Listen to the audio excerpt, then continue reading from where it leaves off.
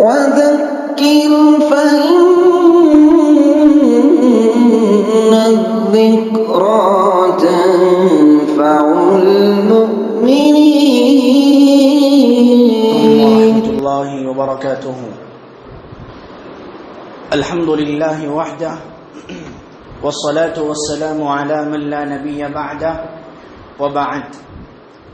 قال الله تعالى: واختار موسى قومه 70 رجلا لميقاتنا فلما أخذتهم الرجفة قال رب لو شئت أهلكتهم من قبل وإياي أتهلكنا بما فعل السفهاء منا إن هي إلا فتنتك تضل بها من تشاء وتهدي من تشاء أنت ولينا فاغفر لنا وارحمنا وأنت خير الغافرين.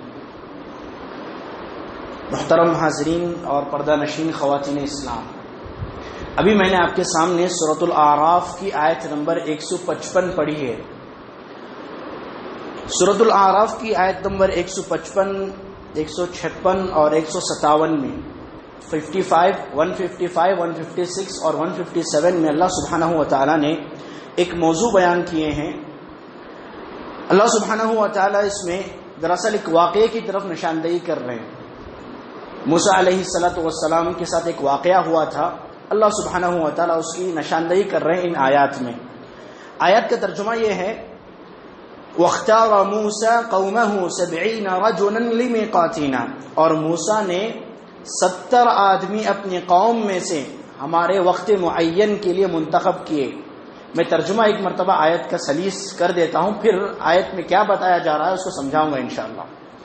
فلما اخذتهم الرجفة، سو جب ان کو زلزلہ نے آ پکڑا تو قال، موسیٰ نے کہا، ربی لو شئت اہلکتهم من قبل وإیاي، موسیٰ عرض کرنے لگے اے میرے پروردگار، اگر تجھ کو یہ منظور ہوتا تو اس سے قبل ہی ان کو اور مجھ کو ہلاک کر دیتا. ان هي الا فتنتك تضل بها من تشاء وتهدي من تشاء. تو موسیٰ علیہ السلام آگے کہہ رہے ہیں ہم چند بیوقوف کی حرکت پر سب ہلاک کر دے گا. یہ واقعہ محض تیری طرف سے ایک امتحان ہے، ایسے امتحانات سے جس کو تو چاہے گمراہ کرتا ہے اور جس کو چاہے ہدایت پر قائم رکھتا ہے. اصل میں واقعہ ہوا یہ تھا، اللہ سبحانہ و تعالیٰ اس آیت میں اور اس کے بعد والی آیات میں یہ کہہ رہے ہیں، ہم جانتے ہیں موسیٰ علیہ السلام کی جو قوم تھی بنی اسرائیل بہت سرکش تھی. موسیٰ علیہ السلام کی بات ماننے کے لیے تیار ہی نہیں رہتے وہ لوگ. موسیٰ علیہ السلام نے اپنی قوم کو بہت سمجھانا چاہا مگر وہ ماننے کے لیے تیار ہی نہیں. موسیٰ علیہ السلام سے قوم کے لوگوں نے مطالبہ کیا کہ ہم آپ پر ایمان نہیں لائیں گے. کیوں آپ پر ایمان لائے؟ ہم کو کیسے معلوم ہوگا کہ آپ اللہ کے نبی ہیں؟ آپ بھی ہمارے جیسے انسان ہی ہیں. ہم آپ پر ایمان نہیں لائیں گے اس وقت تک جب تک کہ اللہ براہ راست ڈائریکٹ آپ سے بات نہ کرے. قوم کے لوگوں نے مطالبہ کیا. موسیٰ علیہ السلام ایک نبی بہت حریص ہوتے ہیں، جیسے تیسے بھی قوم کے لوگ ایمان لا لیں، جہنم سے بچ جائیں، ہر نبی یہی چاہتے ہیں. موسیٰ علیہ السلام نے اللہ تعالیٰ سے گزارش کی، اے اللہ قوم کے لوگ یہ مطالبہ کر رہے ہیں کہ براہ راست اگر میں تجھ سے بات کروں اور تیری اجازت سے اگر تو مجھے بات کرے اور قوم کے لوگ یہ منظر دیکھیں تو میرے قوم کے لوگ ایمان لائیں گے. اے اللہ، جو احسن البیان تفسیر ہر گھر میں تقریباً ہوتی ہے، یہاں بھی رکھی ہوئی ہے، اس کی تفسیر کرنے والے حافظ صلاح الدین یوسف رحمۃ اللہ علیہ انہوں نے بہت تفصیل سے اور دیگر مفسرین نے بھی ذکر کیا ہے، میں وہیں سے پڑھ کر آپ کو بتا رہا ہوں. قوم کے لوگوں نے جب مطالبہ کیا تو موسیٰ علیہ السلام نے اللہ سے سفارش بھی کی، گزارش کی اللہ سے، اے اللہ قوم کے لوگ یہ مطالبہ کر رہے ہیں. تو اللہ نے کہا ٹھیک ہے، فلاں وقت میں تم 70 قوم کے لوگوں کو لے کر فلاں مقام پر آ جانا. تو قوم کے جو بنی اسرائیل سے آ کر موسیٰ علیہ السلام نے کہا اللہ تمہارے اس مطالبے کو پورا کر دے گا اور تم ایمان لے آنا. تو قوم بنی اسرائیل بہت بڑی تھی، تو ان کے جو برگزیدہ لوگ تھے، جو ان کے نیک لوگ سمجھے جاتے تھے بنی اسرائیل کے، ان میں سے 70 لوگوں کو بنی اسرائیل نے موسیٰ علیہ السلام کے ساتھ بھیجا. اب موسیٰ علیہ السلام اور یہ 70 لوگ اللہ نے جو وقت اور جس جگہ پر بتلایا تھا وہ 70 لوگ پہنچ گئے موسیٰ علیہ السلام کے پاس. اب اللہ تعالیٰ نے موسیٰ علیہ السلام سے براہ راست بات بھی کی. قوم کے لوگوں نے دیکھا بھی، اب قوم کے لوگ پھر سرکش ہو گئے، پھر ایمان نہیں لانا چاہ رہے ہیں، پھر ایمان نہیں لانا چاہ رہے ہیں یہ لوگ، اور کہا ہم نے دیکھ لیا کہ اللہ آپ سے بات کر رہے ہیں اور ہم آپ پر ایمان لانے والے نہیں ہیں یہاں تک کہ ہم براہ راست اللہ ہی کو نہ دیکھ لیں۔ سبحان اللہ۔ اللہ کا ایک دستور ہے، یاد رکھیے، اللہ سبحانہ و تعالی جب بھی کوئی قوم مطالبات کرتی ہے کہ ہمیں فلاں فلاں چیز چاہیے، فلاں فلاں معجزہ دکھائیں آپ، ہم ایمان لے کر آئیں گے، تو اللہ کا یہ دستور ہے، اللہ وہ پورا کرتے ہیں۔ اگر اس کے بعد قوم ایمان نہ لائے تو اللہ بہت ہی خطرناک سزا انہیں دیتے ہیں، بہت ہی خطرناک عذاب سے اللہ انہیں دوچار کرتے ہیں۔ یہی حال عیسیٰ علیہ السلام کے قوم کے ساتھ ہوا تھا۔ انہوں نے مطالبہ کیا تھا، اے عیسیٰ ہم آپ پر ایمان اسی وقت لائیں گے جب ہم براہ راست آسمان سے دسترخوان نازل ہوتا دیکھیں، صرف دسترخوان نہیں، اس میں قسم قسم کے کھانے بھی ہوں، تبھی ہم آپ پر ایمان لائیں گے۔ اللہ نے کہا عیسیٰ علیہ السلام سے، میں قوم کے اس مطالبے کو پورا کروں گا، اگر وہ اس کے بعد ایمان لائیں تو ٹھیک، ورنہ فَأُعَذِّبُهُ عَذَابًا لَا أُعَذِّبُهُ أَحَدًا مِنَ الْعَالَمِينَ، اگر دسترخوان کے نازل ہونے کے بعد بھی اگر یہ لوگ ایمان نہیں لائیں تو میں ان کو ایسا عذاب دوں گا کہ آج تک کسی کو ایسا عذاب دیا ہی نہیں ہوں میں۔ سبحان اللہ، اللہ کا یہ دستور ہے۔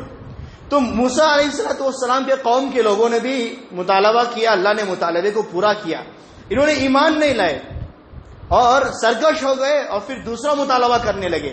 اللہ نے کیا کیا، جو 70 لوگ موسیٰ علیہ السلام کے ساتھ تھے، اللہ نے سب کو ایک ہی وقت میں مار دیا۔ بنی اسرائیل سے دور تھے یہ لوگ، یعنی 70 لوگ ان کے برگزیدہ تھے، سب سے معزز مانے جاتے تھے۔ انہوں نے اللہ پر ایمان لانے سے انکار کیا تو اللہ نے تو 70 کو ایک ہی دفعہ مار دیا، سب لوگ مر گئے۔ اب موسیٰ علیہ السلام پریشان ہو گئے، اب میں قوم کے پاس جاؤں گا تو قوم کو کیا جواب دوں گا؟ قوم کے لوگ میرے اوپر یہی الزام ڈالیں گے کہ ہمارے معزز اور بڑے بڑے 70 لوگوں کو موسیٰ لے کر گئے تھے اور جا کر مار کر آ گئے۔ سبحان اللہ۔ موسیٰ علیہ السلام بہت گھبرا گئے اور پھر اللہ سے سفارش کرنے لگے، اللہ سے پوچھنے لگے، اللہ اب میں قوم کے پاس جاؤں گا تو کیا بولوں گا قوم کو کہ 70 لوگ مر گئے ہیں، ایسا کہوں گا؟ اللہ سبحانہ و تعالیٰ نے ان لوگوں کو دوبارہ زندہ کیا، اللہ سبحانہ و تعالیٰ نے ان لوگوں کو دوبارہ زندہ کیا۔ اسی واقعے کا ذکر اللہ سبحانہ و تعالیٰ ان آیات میں کر رہے ہیں۔ اس کے بعد، اس واقعے کے بعد اللہ سبحانہ و تعالیٰ نے ایک آیت بیان فرمائی۔ اللہ نے فرمایا وَاكْتُبْ لَنَا فِي هَذِهِ الدُّنْيَا حَسَنَةً وَفِي الْآخِرَةِ إِنَّا هُدْنَا إِلَيْكَ قال عذابی اصیب به من اشاء ورحمتی وسعت کل شیء۔ اسی ٹکڑے پر میں آج گفتگو کروں گا انشاءاللہ۔ اللہ فرما رہے ہیں کہ قال عذابی اصیب به من اشاء، میرا عذاب ایسا ہے کہ جس کو چاہے میں عذاب میں مبتلا کر دیتا ہوں۔ لیکن اس کے بعد اللہ نے فرمایا ورحمتی وسعت کل شیء، میری رحمت اتنی وسیع ہے کہ ہر چیز کو گھیرے ہوئے۔ جب اللہ نے عذاب کا ذکر کیا تو اللہ نے کیا کہا؟ میں جس کو چاہتا ہوں اسی کو عذاب دیتا ہوں۔ ورحمتی، جب رحمت کا ذکر آیا تو اللہ نے کہا کہ وسعت کل شیء، کہ میری رحمت ہر چیز کو گھیرے ہوئی ہے، تمام چیزوں کو محیط ہے میری رحمت، ہر چیز سے بڑھ کر میری رحمت ہے۔ اللہ سبحانہ و تعالیٰ نے اس آیت میں یہ چیز ہمیں بتلائی کہ اللہ سبحانہ و تعالیٰ کی رحمت ہر چیز کو گھیرے ہوئی ہے، بہت وسیع ہے اللہ سبحانہ و تعالیٰ کی رحمت۔ اور ہم جانتے ہیں اللہ تعالیٰ ہمارے خالق ہیں، اللہ جو ہمیں حکم دیں گے وہی ہم کو کرنا ہے، اور ہم اللہ تعالیٰ کو کوئی حکم نہیں دے سکتے، نعوذ باللہ، اللہ تعالیٰ کو کوئی حکم ہم نہیں دے سکتے۔ لیکن قرآن مجید میں بعض مقامات پر اللہ سبحانہ و تعالیٰ نے ایسے آیات ذکر کیے کہ بندوں پر اللہ سبحانہ و تعالیٰ نے بہت بڑا احسان کیا ہے۔ اللہ نے فرمایا سورۃ الانعام کی آیت نمبر 54 میں کتب ربکم علی نفسہ الرحمہ، کہ اللہ نے اپنے اوپر رحمت کو واجب کر لیا ہے۔ سبحان اللہ، اللہ پر واجب کرنے والے کون ہیں؟ نہیں، اللہ بندوں پر احسان کرنا چاہتے ہیں، یعنی اللہ سبحانہ و تعالیٰ بندوں کو معاف کرنا چاہتے ہیں، ان کے ساتھ احسان کا معاملہ کرنا چاہتے ہیں، اسی لیے اللہ نے اپنی ذات پر رحمت لکھ دی ہے۔ اللہ سبحانہ و تعالیٰ اپنے بندوں کے ساتھ رحیمانہ سلوک ہی کریں گے۔ میں آگے آپ کو واقعات بھی ذکر کروں گا کہ اللہ اپنے بندوں سے کتنی محبت کرتے ہیں، کتنا چاہتے ہیں اپنے بندوں کو، اور معاف کرنے کے لیے کتنے دروازے اللہ نے ہمارے لیے کھول رکھے ہیں۔ اسی لیے دیکھیے سورہ فاتحہ ہم میں سے ہر چھوٹے بچے کو بھی یاد رہتا ہے، اور ہم ہر نماز میں پڑھتے ہیں، چاہے ہم امام ہو، چاہے مقتدی ہو، چاہے فرض نماز ہو، نفل نماز ہو، جو بھی نماز ہم پڑھ رہے ہیں سورۃ الفاتحہ کی تلاوت واجب اور ضروری ہے، اس کے بغیر چارہ ہی نہیں۔ اس میں پہلی آیت جب ہم مصحف کھولتے ہیں، قرآن کی تلاوت شروع کرتے ہیں، تو اللہ نے الحمدللہ رب العالمین کہا کہ تمام تعریفیں اس رب کے لیے ہیں، جو تمام تعریفیں اس اللہ کے لیے جو تمام عالم کا رب ہے، تمام پوری دنیا کو جو رب ہے اس کے لیے تمام تعریفیں ہیں۔ اب یہ رب کون ہے، اس کی کیا صفات ہیں، اس کی کیا خصوصیات ہیں؟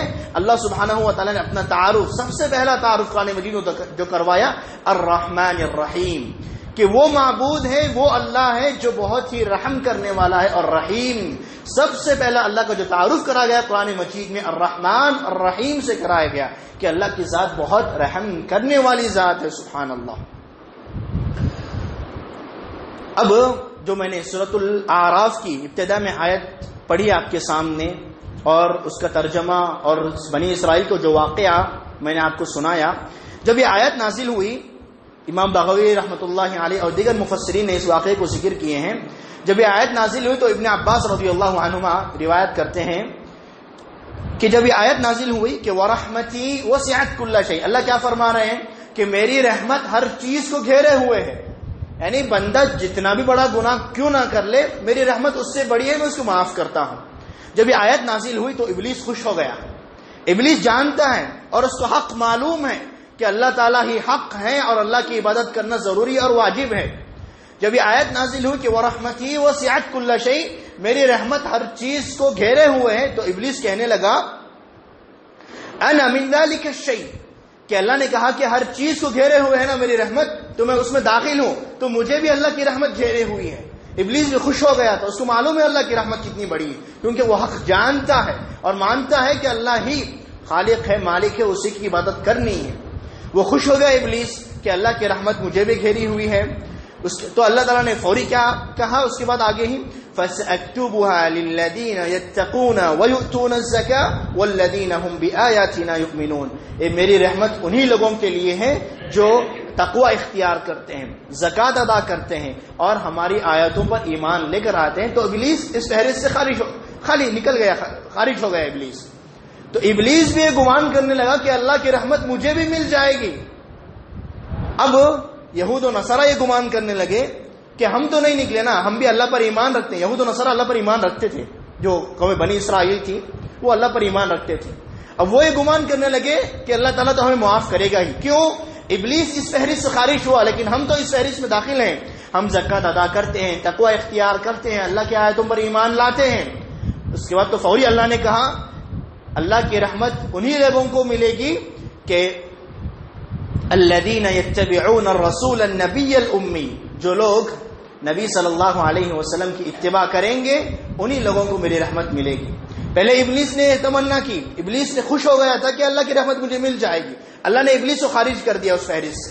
پھر یہود و نصارہ نے تمنا کی کہ ہم بھی تو زکوٰۃ ادا کرتے ہیں، ہم بھی اللہ پر ایمان رکھتے ہیں، تو اللہ نے نبی صلی اللہ علیہ وسلم کی اتباع کو واجب قرار دے کر یہود و نصارہ کو بھی اس فہرست سے نکال دیا کہ اللہ سبحانہ و تعالیٰ کی رحمت بہت وسیع ضرور ہے، مگر اس کے لیے شرط اور اس کے لیے ضروری ہے کہ ہم نبی صلی اللہ علیہ وسلم کی اتباع کریں۔ تو بھائیو، اللہ سبحانہ و تعالیٰ کی رحمت بہت وسیع ہے جس کا ہم اندازہ بھی نہیں کر سکتے۔ ایک حدیث ہے صحیح بخاری اور مسلم کی، ابو ہریرہ رضی اللہ عنہ فرماتے ہیں کہ ان للہ مئۃ رحمۃ، اللہ سبحانہ و تعالیٰ کی رحمت کے 100 درجے ہیں، اللہ سبحانہ و تعالیٰ کی رحمت کے 100 درجے ہیں۔ انزل منها رحمة واحدة بين الجن والانس والبهائم والهوام فيها يتعاطفون، ان 100 درجوں میں سے اللہ سبحانہ و تعالیٰ نے صرف ایک درجے کو زمین میں اتارے ہیں، صرف ایک درجے کو اللہ نے اس زمین میں اتارے ہیں، اور اسی رحمت کا تقاضا ہے، اسی رحمت کا نتیجہ ہم دیکھتے ہیں کہ ہم انسان آپس میں دوسروں پر رحم کرتے ہیں، والدین اپنے بچوں پر رحم کرتے ہیں، بڑے اپنے چھوٹوں پر رحم کرتے ہیں، اساتذہ اپنے طلباء پر رحم کرتے ہیں، حتیٰ کہ نبی نے فرمایا ایک جانور جو دوسرے پر رحم کرتا ہے وہ اسی رحمت کا نتیجہ ہے جو اللہ نے ایک رحمت کا درجہ اس زمین میں اتارے ہیں۔ اب باقی 99 کیا ہوئے؟ اللہ نے 100 پیدا کیے تھے، 100 درجے اللہ نے اپنی رحمت کے بنائے، باقی 99 کیا ہوئے؟ نبی فرماتے ہیں کہ وَأَخَّرَ اللَّهُ 99 رَحْمَةً یرحم بها عبادہ یوم القیامہ. اللہ نے 99 درجے کو اپنے پاس ہی رکھے ہیں اور ان 99 درجوں کے ذریعے اللہ سبحانہ و تعالیٰ قیامت میں اپنے بندوں کو معاف کریں گے، اپنے بندوں پر رحم کریں گے. اور اللہ سبحانہ و تعالیٰ کی رحمت اتنی وسیع کہ اللہ سبحانہ و تعالیٰ 99 درجے اپنی رحمت کے اپنے پاس ہی روکے ہوئے ہیں تاکہ قیامت کے دن اللہ سبحانہ و تعالیٰ ان رحمات کے ذریعے اپنے بندوں پر رحم کرے اور انہیں نجات دے. اب بعض میں واقعات آپ کو سناتا ہوں جس سے اندازہ ہوگا کہ اللہ سبحانہ و تعالیٰ کی رحمت کتنی وسیع ہے.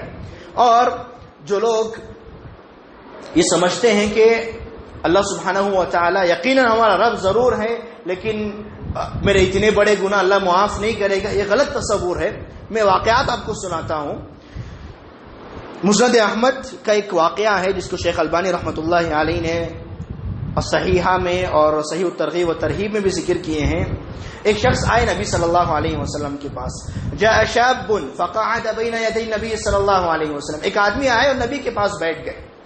انہوں نے نبی سے کہا فنادى باعلى صوته، بلند آواز سے نبی سے پوچھ رہے ہیں یا رسول اللہ کے نبی مجھے بتائیں ارأیت من لم يدع سیئة الا عملها. ایک انسان ایسا ہے جس نے کوئی بھی گناہ چھوڑا ہی نہیں، تمام گناہ اس نے کر لیے ہیں، جو بھی گناہ ہو سکتے ہیں تمام گناہ وہ کر چکا ہے. ایک آدمی چھوٹے گناہ ہو بڑے گناہ ہو سارے گناہ وہ کر چکا ہے.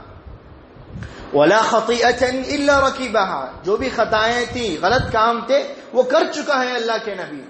اس کے بعد وہ کیا پوچھتے ہیں، وہ اپنے بارے میں خود پوچھ رہے ہیں. وہ جو آدمی آ کے نبی کے پاس بیٹھے تھے اور سوال یہ بتا رہے ہیں نا کہ اللہ کے نبی ایک انسان ہے جو تمام گناہ کر چکا ہے، وہ خود اپنے بارے میں پوچھ رہے ہیں کہ میں تمام گناہ کر چکا ہوں، کوئی گناہ ایسا نہیں جس کو میں نے چھوڑا ہے، تمام گناہ میں نے کیے ہیں. اس کے بعد آگے فرماتے ہیں ومن لو قسمت خطاياه على اهل المدينه لا غمرتهم، اگر میرے گناہوں کو بانٹا جائے تو تمام مدینے والے لوگ کم پڑ جائیں گے. سبحان اللہ، اتنے گناہ میں نے کیے ہیں اللہ کے نبی. اگر میرے گناہوں کو بانٹا جائے تقسیم کیا جائے تو مدینے کے لوگ کم پڑ جائیں گے، تمام مدینے کے لوگوں پر میرے گناہ غالب آ جائیں گے. اس کے بعد وہ پوچھتے ہیں کہ اللہ کے نبی کیا میرے لیے توبہ ہے، کہ اللہ کی رحمت اتنی وسیع ہے کہ میں معافی کے قابل ہوں، کیا مجھے معاف کیا جائے گا اللہ کے دربار میں؟ تو نبی فرماتے ہیں اسلمت او انت مسلم، کیا تم نے اسلام قبول کیا ہے، کیا تم مسلمان ہو؟ نبی نے پوچھا، وہ پہلے سے مسلمان تھے. پھر نبی نے جب یہ سوال کیا تو کہنے لگے اما انا، میں، میرے بارے میں پوچھ رہے ہیں اللہ کے نبی. فاشهد ان لا الہ الا اللہ، دوبارہ نبی کے سامنے کلمہ پڑھا اور یہ دکھایا کہ اللہ کے نبی میں مسلمان ہوں، اللہ پر ایمان رکھتا ہوں اور ایک میرا یقین ہے کہ آپ اللہ کے نبی ہیں. تو نبی نے فرمایا، نبی نے کتنی بڑی بات فرمائی، سبحان اللہ. دیکھیے اذهب فقد بدلت سیئاتک حسنات، جاؤ تمہارے جو پچھلے گناہ تھے نہیں وہ تمام نیکیوں میں بدل گئے ہیں. سبحان اللہ، نیکیاں صرف معاف نہیں ہوئی بلکہ گناہ صرف معاف نہیں ہوئے بلکہ ان گناہوں کو نیکیوں میں بدل دیا گیا. نبی اس شخص کو فرما رہے ہیں. وہ شخص کو یقین نہیں ہوا، اس صحابی کو یقین نہیں ہوا. دوبارہ نبی سے پوچھ رہے ہیں وغدراتی وفجراتی، اللہ کے نبی میں نے لوگوں کو دھوکہ بھی دیا ہے، میں نے بہت دھوکے کے کام بھی کیے ہیں، میں نے بہت بڑے بڑے گناہ کے کام بھی کیے ہیں، کہ تمام معاف ہو جائیں گے اللہ کے نبی؟ نبی نے فرمایا وغدراتک وفجراتک، تمہارے تمام گناہ جو تم نے دھوکہ دہی دی ہے، جو تم نے گناہ کے کام کیے ہیں، جو تم نے فسق فجور کیے ہیں، تمام کے تمام معاف ہیں، بلکہ ان کو اللہ نے نیکیوں میں بدل دیا ہے. 3 مرتبہ نبی صلی اللہ علیہ وسلم نے فرمایا. اب وہ اتنا خوش ہوئے ہو، یعنی اس صحابی کے بارے میں حدیث میں آتا ہے کہ وہ بہت بزرگ ہو گئے تھے، بہت بوڑھے ہو گئے تھے، نبی کے پاس آنے کی طاقت بھی نہیں تھی انہیں. عصا پر یعنی لکڑی سے ٹیک لگا کر نبی کے پاس آئے تھے اور اتنے بوڑھے اور کمزور ہو گئے تھے کہ ان کی جو پلکیں تھیں وہ جھک گئی تھی، پوری بڑھاپے کی وجہ سے ان کی پلکیں پوری جھک گئی تھیں. وہ آ کر نبی سے جب یہ پوچھتے ہیں تو نبی نے ان کو جب ایسا جواب دیا تو بہت خوش ہو گئے اور وہ واپس نبی کا جواب سن کے جب واپس لوٹنے لگے تو اللہ اکبر یعنی خوش ہو گئے اور اللہ کی تکبیر بیان کرتے ہوئے لوٹنے لگے. صحابہ کہتے ہیں جب تک وہ ہماری آنکھوں سے اوجھل نہیں ہو گئے وہ صحابی، جب تک ہم اس کو دیکھ رہے تھے، ہم ان کو دیکھ رہے تھے، وہ جب تک اپنا عصا ٹیک کر اللہ اکبر بول کر ہی جا رہے تھے. سبحان اللہ. ایک آدمی آیا نبی کے پاس اور اپنی پوری زندگی رکھ دی ایک جملے میں کہ میں نے پورے گناہ کر دیے ہیں اللہ کے نبی، کوئی گناہ ایسا نہیں جس کو میں نے چھوڑا ہے. پھر بھی اللہ کی رحمت سبحان اللہ دیکھیں اتنی وسیع ہے کہ اللہ سبحانہ ہوا تعالیٰ اس کو صرف معاف ہی نہیں کر رہے ہیں بلکہ ان کو نیکیوں میں تبدیل کرتے ہیں. اللہ سبحانہ ہوا تعالیٰ کی یہ رحمت ہے. اسی طرح ایک صحیح بخاری مسلم کی حدیث ہے، ہمیں بارہا اس حدیث کو سنا ہے. جب بھی اللہ تعالیٰ کی رحمت کے اس موضوع پر ہم سنتے ہیں تو یہ حدیث ضرور بضرور سنتے ہیں کہ جب اللہ سبحانہ و تعالیٰ نے لما خلق اللہ الخلق كتب فی کتابہم، صحیح بخاری مسلم کی حدیث، جب اللہ سبحانہ و تعالیٰ نے مخلوقات کو پیدا کیے، اللہ سبحانہ و تعالیٰ نے اپنے پاس ایک کتاب میں ایک جملہ لکھا. اللہ سبحانہ و تعالیٰ نے اپنے پاس ایک کتاب میں ایک جملہ لکھا، یعنی اپنے بارے میں اللہ نے ایک جملہ لکھا، وَهُوَ يَكْتُبُ عَلَى نَفْسِهِ وَهُوَ وَضْعٌ عِنْدَهُ عَلَى الْعَرْشِ، اور اللہ کے عرش کے پاس یہ کتاب موجود ہے. کیا لکھا اللہ نے اس میں؟ اللہ نے لکھا إِنَّ رَحْمَتِي تغلب غضبی. سبحان اللہ سبحان اللہ. اللہ کا غصہ ہم جانتے ہیں، احادیث میں ہم نے بارہا سنا ہے اللہ سبحانہ و تعالیٰ کے غصے سے متعلق. اللہ سبحانہ و تعالیٰ اس حدیث میں کہہ رہے ہیں کہ ان رحمتی تغلب غضبی، کہ میرے غصے پر میری رحمت غالب ہے. سبحان اللہ. اللہ کا غصہ یقیناً ناقابل بیان ہے، یعنی حقیقی جو اللہ کا غصہ ہے اس کو ہم نہ ذکر کر سکتے ہیں، نہ اس کی کیفیت حقیقی کیفیت ہم کو معلوم ہے. لیکن اللہ سبحانہ و تعالیٰ کا جو غصہ ہے، اللہ نے شروع دین جب دنیا و زمین و آسمان کو اللہ نے پیدا کیا اسی وقت اللہ نے لکھ دیا کہ ان رحمتی تغلب غضبی، کہ میری رحمت میرے غصے پر غالب ہے. سبحان اللہ. اور ایک میں حدیث آپ کو سناتا ہوں، یہ حدیث صحیح مسلم کی ہے. اس حدیث میں ہم جانتے ہیں کہ جب لوگ جہنم میں ہوں گے تو اللہ سبحانہ و تعالیٰ کی اجازت سے بعض مؤمنین لوگ جو جہنم میں لوگ ہوں گے ان کے لیے سفارش کریں گے، اے اللہ یہ ہمارے فلاں رشتہ دار ہیں، فلاں ہمارے پہچان والے ہیں، اے اللہ یہ ہمارے ساتھ روزہ رکھا کرتے تھے، نماز پڑھا کرتے تھے، اے اللہ جہنم میں ہیں، اے اللہ ان کو جہنم سے نکال دینا. ان کی سفارش پر اللہ سبحانہ و تعالیٰ بعض مؤمنین کو نکالیں گے اور اللہ کہیں گے اخرجوا من عرفتم، جس کو تم جانتے ہو سب کو جہنم سے نکال لے آؤ. اور وہ جائیں گے اور جس کو جانتے تھے سب کو اللہ کی اجازت سے جہنم سے نکال لے آئیں گے. وہ کہیں گے اللہ جن کو ہم جانتے تھے سب کو ہم نے نکال لے آئے. اسی طرح حدیث بہت طویل ہے. میں اللہ تعالیٰ کی رحمت آپ کو بتانا چاہ رہا ہوں کہ کتنی وسیع ہے اللہ سبحانہ و تعالیٰ کی رحمت، کہ اللہ سبحانہ و تعالیٰ اپنے بندوں کو کتنا چاہتے ہیں اور کتنا معاف کرنے کے دروازے اللہ کھولے رکھے ہیں. اسی لیے ہم لیلۃ القدر کی تلاش میں اس آخری عشرے میں ہیں کہ ایک بندہ اگر صرف اس میں عبادت کر لیں تو خیر من الف شہر. سبحان اللہ. ہم تصور بھی نہیں کر سکتے اللہ سبحانہ و تعالیٰ اتنا ثواب اتنا عظیم اجر ہمیں دیں گے جو لیلۃ القدر کو پا لیتا ہے. اس حدیث میں ہے کہ اس حدیث کے آخر میں ہے فیقول اللہ عز وجل، اللہ تعالیٰ کہیں گے شفاعت الملائکہ، ملائکہ یعنی جو فرشتے تھے، فرشتے بھی بعض مؤمنین کے حق میں سفارش کریں گے. فرشتے سفارش کر چکے، وشفع النبیون اور انبیاء بھی سفارش کر چکے ہیں، وشفع المؤمنون اور مؤمنین بھی سفارش کر چکے ہیں. اب بچے کون؟ وَلَمْ يَبْقَ إِلَّا أَرْحَمُ الرَّاحِمِينَ. اب تو ارحم الراحمین کی ذات یعنی اللہ تعالیٰ کی ذات ہی باقی ہے. اب اللہ سبحانہ و تعالیٰ کیا کریں گے؟ جہنم میں جو لوگ ہوں گے ان کے بارے میں اللہ سبحانہ و تعالیٰ فَيَقْبِضُ قَبْضَةً مِّنَ النَّارِ، اللہ سبحانہ و تعالیٰ جہنم میں اپنا ہاتھ ڈالیں گے. اب اللہ سبحانہ و تعالیٰ کا ہاتھ کیسا ہوگا نہ ہم اس کو تصور کر سکتے ہیں اور نہ ہمیں تصور کرنا چاہیے. بس ہمارا یہ عقیدہ ہو کہ اللہ کا ہاتھ ہے تو ہم اس پر ایمان لاتے ہیں اور تبھی جا کر ہماری نجات ممکن ہے. اللہ اپنا ہاتھ جہنم میں ڈالیں گے تو فَيَقْبِضُ قَبْضَةً مِّنَ النَّارِ، اللہ سبحانہ و تعالیٰ اپنے ہاتھ میں ان تمام لوگوں کو یعنی اللہ سبحانہ و تعالیٰ اپنے ہاتھ میں بعض لوگوں کو جہنم سے نکالیں گے. اور یہ کون لوگ ہوں گے؟ اندازہ لگائیے اللہ کن لوگوں کو جہنم سے نکال رہے ہیں یہاں. فَيَخْرُجُ مِنْهَا، اللہ تعالیٰ جہنم سے ان لوگوں کو نکالیں گے قوما لم يعملوا قط، جنہوں نے اپنی پوری زندگی میں ایک بھی نیک عمل کیا ہی نہیں. سبحان اللہ سبحان اللہ. اللہ سبحانہ و تعالیٰ کی رحمت تو دیکھیے، بس ایمان لائے اور اسی پر ان کا انتقال ہوا، یہی ان کی نیکی تھی. بس اللہ کے ساتھ کسی کو شریک نہیں کیا. نہ انہوں نے اپنی زندگی میں کبھی نماز پڑھی تھی، نہ انہوں نے صدقہ و خیرات کیا تھا، نہ انہوں نے کوئی اور نیک عمل کیا. اللہ سبحانہ و تعالی جہنم سے ان تمام لوگوں کو نکال لے آئیں گے، قوما لم يعملوا قط، جنہوں نے اپنی پوری زندگی میں ایک بھی نیک عمل کیا ہی نہیں. اب جہنم سے نکالیں گے اللہ سبحانہ و تعالی. قد عادوا حمما، کولسے کی طرح ہو گئے، پورے جھلس گئے ہوں گے. یہ اللہ سبحانہ و تعالی انہیں ایک نہر میں غسل کرنے کی اجازت دیں گے، نہر الحیات جس کو کہا جاتا ہے. وہاں یہ لوگ غسل کریں گے اور پاک و صاف ہو کر اللہ سبحانہ و تعالیٰ کی اجازت سے جنت کی طرف آئیں گے. اب جنت کو آئیں گے نا تو اللہ سبحانہ و تعالیٰ ان سے کہیں گے، تو ان سے کہا جائے گا ادخلوا الجنہ، ان سے کہا ہے جنت میں داخل ہو جاؤ.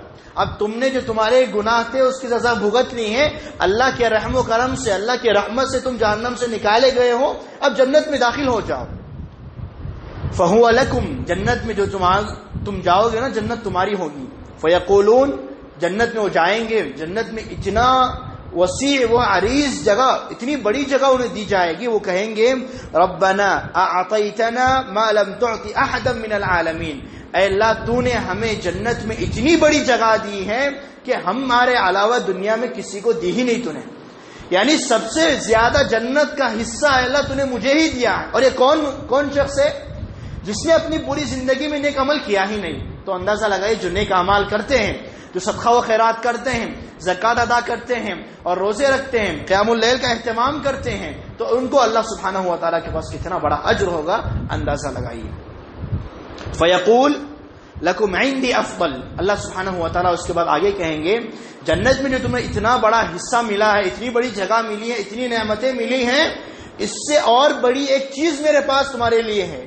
وہ لوگ تعجب سے پوچھیں گے اللہ اتنی بڑی جنت مل گئی، سب سے پہلے تو جہنم سے ہم بچ گئے، اور اس سے بڑی چیز کیا ہو سکتی ہے؟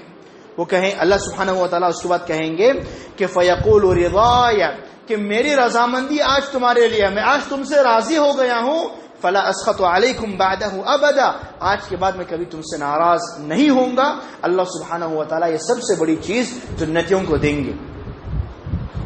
اب نبی صلی اللہ علیہ وسلم بھی صحابہ کو موقع کی تلاش میں ہوتے کہ جب بھی کوئی حادثہ واقعہ پیش ہوتا اس واقعے سے جوڑ کر نبی صلی اللہ علیہ وسلم بہت بڑی ایک عظیم بات اپنے صحابہ کو کہتے ہیں.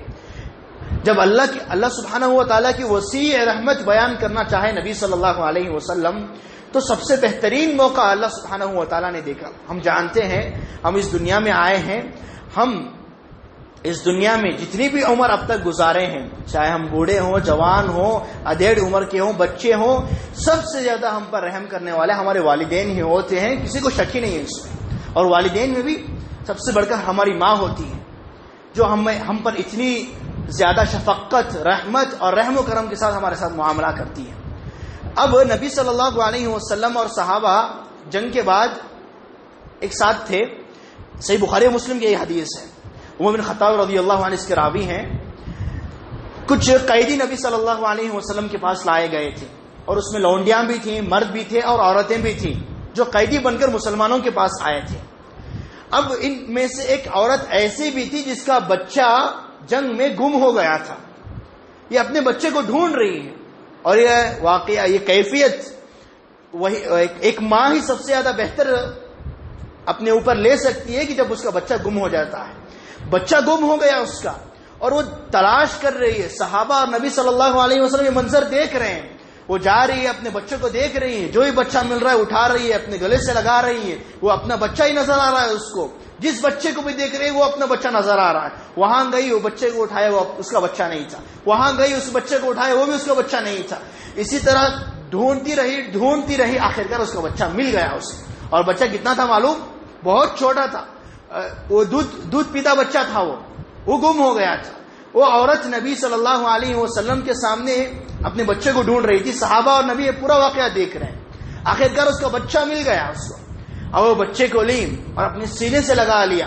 اور بہت ہی شفقت بھرا وہ ماحول تھا، بہت ہی شفقت بھرا وہ منظر تھا.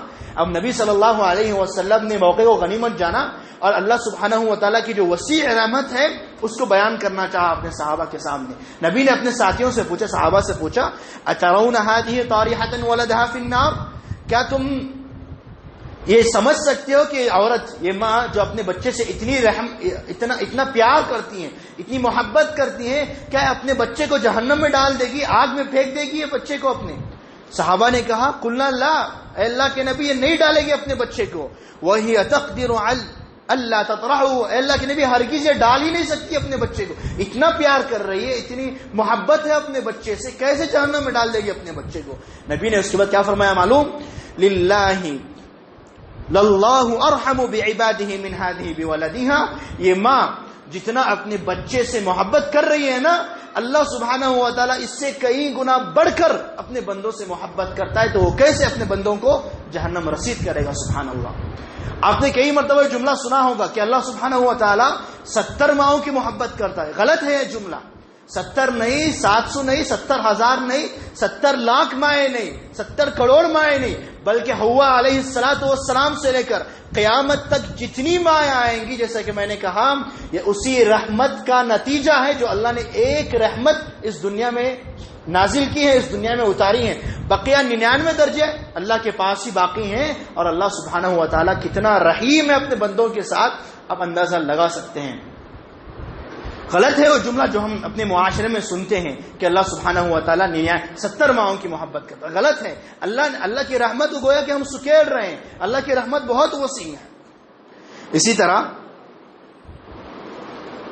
میں اپنی بات کو ختم کرتا ہوں، ایک دو باتیں بتلا کر اپنی بات ختم کرتا ہوں.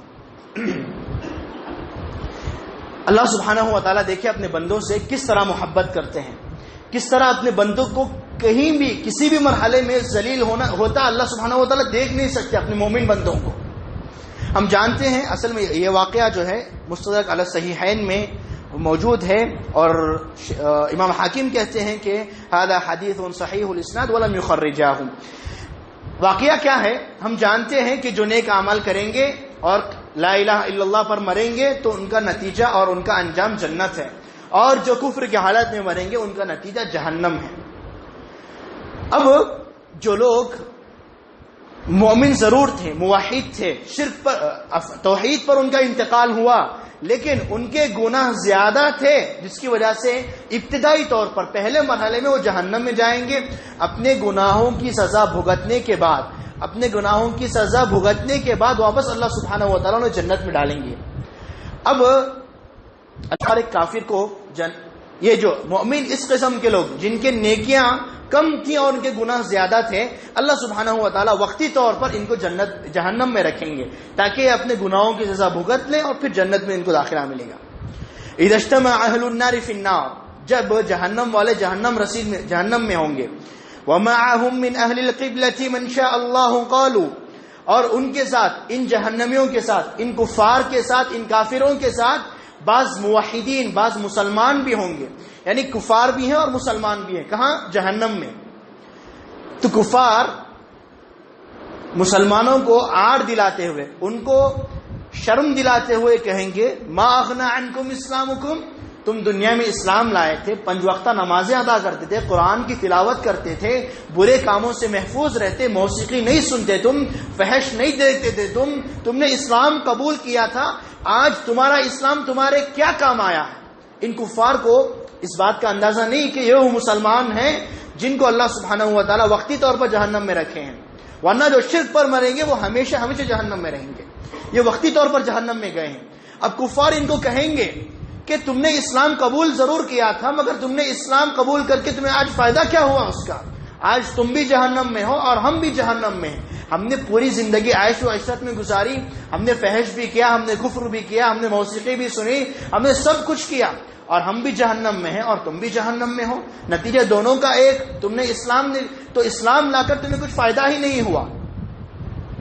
قالوا كانت لنا ذنوب فاخذنا بهم، تو جو موحدین، جو مسلمان ہوں گے جہنم میں وقتی طور پر، وہ کہیں گے ہمارے گناہ ایسے تھے، بعض ہمارے گناہ زیادہ تھے، اور ہم اسی گناہ کی بھرپائی کرنے کے لیے، اسی گناہ کا نتیجہ بھگتنے کے لیے جہنم میں آئے ہیں، اور واپس ہم جنت میں ضرور جائیں گے. یہ جو ان دونوں کے درمیان گفتگو ہوگی، اللہ سبحانہ و تعالی سن لیں گے وہ گفتگو. فسمع اللہ ما قالوا، دونوں کے درمیان جو گفتگو ہو رہی ہے اللہ سبحانہ و تعالی اس کو سنیں گے.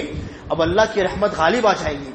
اللہ سبحانہ و تعالیٰ کے ان موحدین بندوں کو کفار نے آڑ دلائی، کفار نے ان کو مایوس کیا، ان کفار نے انہیں مایوس کرنے کی کوشش کی، تو اللہ سبحانہ و تعالیٰ کیا کریں گے؟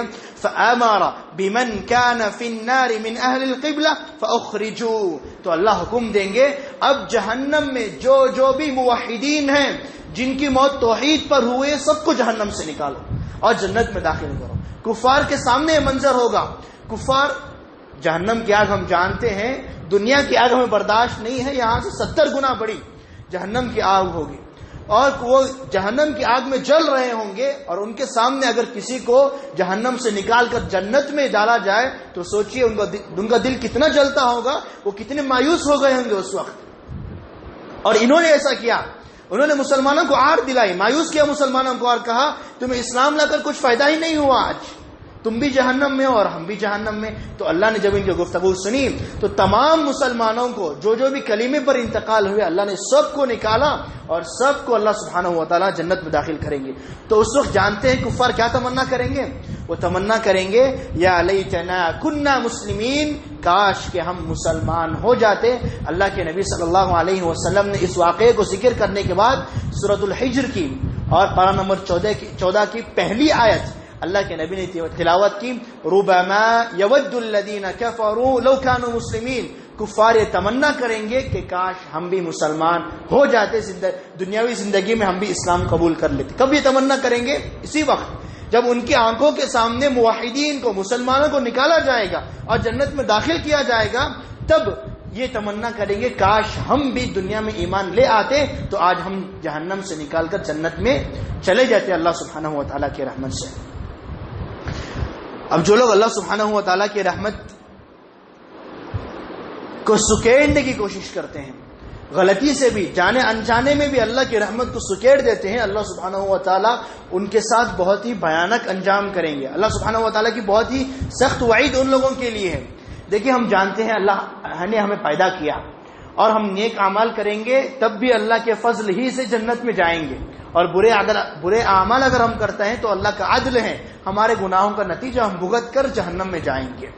اللہ کی رحمت ہم سب جانتے ہیں کتنی وسیع ہے، اللہ اپنے بندوں کو مایوس نہیں کرنا چاہتے، اللہ چاہتے ہیں کہ تمام بندے جنت ہی میں جائیں۔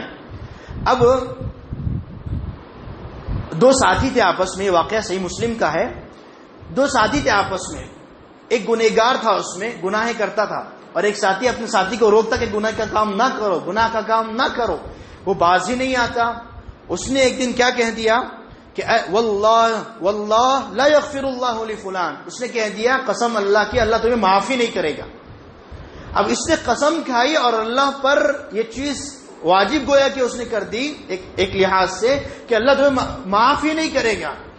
اللہ سبحانہ و تعالیٰ کی رحمت اتنی وسیع ہے کہ اس نے اس بندے کے لیے اللہ کی رحمت کو سکیڑ دیا، اللہ کی رحمت کو اس نے تنگ کر دیا۔ اب اللہ نے کیا کہا؟ وَإِنَّ اللَّهَ تَعَالَى قَالَ، اللہ نے کہا مَنْ ذَا الَّذِي يَتَأَلَّى عَلَيْهِ أَلَّا أَغْفِرُ لِفُلَانٍ، کہ بندہ کون ہوتا ہے جو میرے اوپر واجب کرے کہ میں اس کو معاف نہیں کروں گا، میں اس کو معاف کروں گا، میں اس کو معاف کر سکتا ہوں، میں اس کو معاف نہیں کروں، یہ میرا اختیار ہے۔ بندے کون ہوتے ہیں کہ میری رحمت کو سکیڑے اور یہ کہے کہ تجھے اللہ معاف نہیں کرے گا، آپ کو اللہ معاف نہیں کرے گا؟ میں جسے چاہے معاف کرتا ہوں، جسے چاہے ان کے گناہوں کے سبب انہیں عذاب دیتا ہوں۔ اللہ سبحانہ و تعالیٰ نے کیا کیا معلوم؟ جس بندے نے یہ کہا تھا کہ اللہ تمہیں معاف نہیں کرے گا، اللہ اس کے بارے میں کہتے ہیں فَإِنِّي قَدْ غَفَرْتُ لِفُلَانٍ وَأَحْبَطْتُ عَمَلَكَ، جو گنہگار بندہ تھا نا، اس کے بارے میں اللہ کہہ رہے ہیں میں نے اس کو معاف کر دیا، اور جو تم نے یہ کلمہ کہا نہیں کہ اللہ تجھے معاف نہیں کرے گا، اس کی وجہ سے میں نے تمہیں جہنم رسید کر دیا ہے۔ سبحان اللہ، اس نے بس ایک کلمہ کہا کہ اللہ تمہیں معاف نہیں کرے گا، تو اللہ نے اس کے بدلے اس کو جہنم رسید کیا، اور وہ جو گنہگار بندہ تھا اللہ سبحانہ و تعالیٰ نے اپنی رحمت سے اس کو جنت میں بھیجا۔ یہ اللہ سبحانہ و تعالیٰ کی رحمت ہے۔ اور یاد رکھیں، اللہ سبحانہ و تعالیٰ کی رحمت اتنی وسیع ضرور ہے کہ ہم امید کر سکتے ہیں، اور وسیع اتنی ہے، چند مثالیں اور چند باتیں میں نے آپ کے سامنے رکھی، لیکن ہرگز اس کا یہ مطلب نہیں کہ ہم اللہ سبحانہ و تعالیٰ نے جو ہمیں حکم دیا ہے نیک اعمال کرے ہی نہیں، اور اللہ سبحانہ و تعالیٰ سے امید لگائے بیٹھے کہ اللہ کی رحمت اتنی وسیع ہے، اللہ ہمیں جنت میں بھیج دے گا۔ یہ بہت غلط ہے، یہ شیطانی وسوسہ ہے، شیطانی گمان ہے جو ہمارے ذہنوں پر شیطان غالب کرتا ہے، اور شیطان اس کو غالب کرنا چاہتا ہے۔ تو ہم دیکھتے ہیں کہ گناہ کرتے ہوئے ہمیں یہ احساس ہونے لگتا ہے کہ اللہ معاف کرنے والا ہے، اللہ میں معاف کر دے گا، یہ غلط تصور ہے. گناہ کریں گے تو اس کی سزا ضرور ملے گی. اللہ نے کیا فرمایا؟